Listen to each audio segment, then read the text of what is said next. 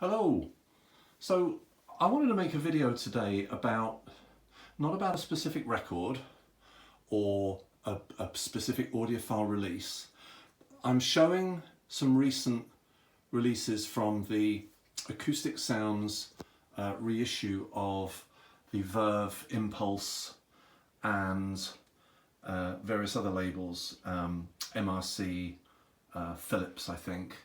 But the two most recent ones were these ones, Gil Evans Out of the Cool and Ray Charles, Genius plus Soul equals Jazz. These are the five that I own. Louis Armstrong meets Oscar Peterson, which is fantastic. That Nina Simone is awesome. That is brilliant. I'm still waiting for Ballads, John Coltrane's Ballads, which is taking its time to arrive. I think it's because it's been out of stock for a while, but it is supposedly on its way. The Sarah Vaughan one is really good as well. And this is a release series that just continues to impress, as my recent video about these two releases. No doubt if you've seen that, you certainly would have got that message from me. So I can't wait for the Bill Evans releases, the Sonny Rollins, the more John Coltrane's, everything that they've got further down the line, Oscar Peterson's, Night Train, there's Louis Armstrong and Ella Fitzgerald. I mean, just brilliant, brilliant, brilliant titles. And they're wonderfully packaged, gatefold sleeves, beautiful Stoughton jackets. The vinyl's fantastic. The recordings are fantastic. It's just a great job by Chad Kassem here. But the reason I wanted to post a video was prices of these albums. You need to be aware of where you're buying from, and I get most of my vinyl from, I have a number of different outlets that I use. Obviously I use Amazon. I live in Ireland, so often postage is an issue, and now because of Brexit, tax is an issue, yeah, so VAT is an issue.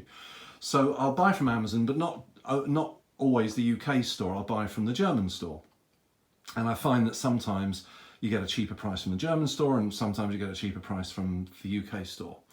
But I just did a little bit of digging, and the cheapest price I could find for the Peggy Lee, which I don't have, but the Peggy Lee Black Coffee release was €40.78, and that was on Amazon, Amazon's German website. The Amazon UK website was about €1 more. Juno Records, which I've been using as well, because they often will have stuff in stock that you can't find on Amazon. They're very, very good. They package their records up really nicely. They're very good. They promptly get your records out. They're only about €1 more than Amazon UK, so they're in fact less than that, about 20 cents more. They're coming in at €42.07. And then there's another place in Portugal that I use, because often they will have stuff that I can't get anywhere on Amazon, and their postage is a little bit higher, but again they've got some really cool stuff. They've got the Mo-Fi stuff, the Analog Productions, all the audiophile stuff that you would expect, and you know, and that's another. But they're a little bit more expensive on the postage, but I still buy from them and have done. I have an account with them, so they're on my supplier list as well. And then I saw an ad in a hi-fi magazine for a company, I'm not going to mention the name, but a company based in the UK, and they purport themselves to be your one-stop shop for audiophile vinyl. And yes, they do have a lot of audiophile vinyl, but to coin an Irish phrase, by Jesus, you pay for it. I mean, that Peggy Lee, and this was on, this album is on a sale at the moment, so it's actually £7 cheaper than its normal price. That's coming in, right, at £57.40p. So if you do the maths and multiply that by 1 point whatever the exchange rate is, well, that's going to come in over 60 quid. So you're looking at paying pretty much 20 quid, 20 euros more for that. And I just think that is a complete and utter rip-off. I mean, Michael on 45 RPM Audiophile, who I watch a lot, really like his videos, he was saying that, and quite rightly saying that, you know, audiophile vinyl, if you live in Europe, you get crucified on the postage. Well, this particular company are not crucifying you on the postage, they're crucifying you on the price before the postage. And you know, including the postage was more than it would be with Amazon, which you would expect, but even before that, the price was highly inflated. So just be really careful where you get your vinyl from. Don't think just because you find it somewhere that the price of vinyl is the same everywhere, because it isn't. Shop around. I really, really recommend that. Sometimes I'll even buy direct from the States. I know I'm going to pay more, but sometimes it's the only place I can get a particular record. But I found, and I'm sure you found too, that Amazon is highly reliable, and I bought direct from Blue Note as well. They're very reliable. Their postage costs are a little bit more, but you would expect that. They're not as massive as Amazon.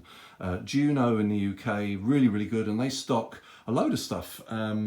Intervention Records, I've just bought the Joan Armour Trading eponymous album, and can't wait for that actually. That's meant to be fantastic. And I bought Cassandra Wilson, Glamoured, which is a tone poet. That's a double album, and normally on Amazon that was over 40 quid, I think. In fact, I think it was over 50 quid. This was under 40 quid on the Juno website. So just be really careful, shop around. Don't, just because a website, a business who spends a lot on advertising, purports to be your one-stop shop for audiophile vinyl, don't just think,